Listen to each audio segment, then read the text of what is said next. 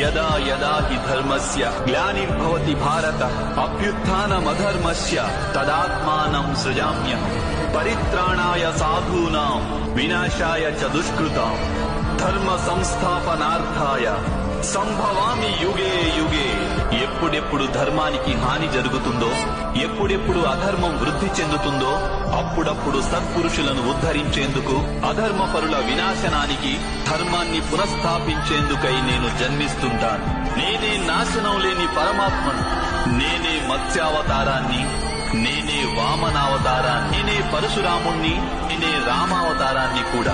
నేనే బ్రహ్మ విష్ణు మహేశ్వరులను, నేనే సరస్వతి లక్ష్మి పార్వతిని కూడా. నేను పురుషుడను కాను, స్త్రీని కాను, నపుంసకుడిని కాను. నేను శరీరాన్ని కాను, శరీర అవయవాలను కాను. నేను జ్ఞానాన్ని, సృష్టిని, చైతన్యాన్ని.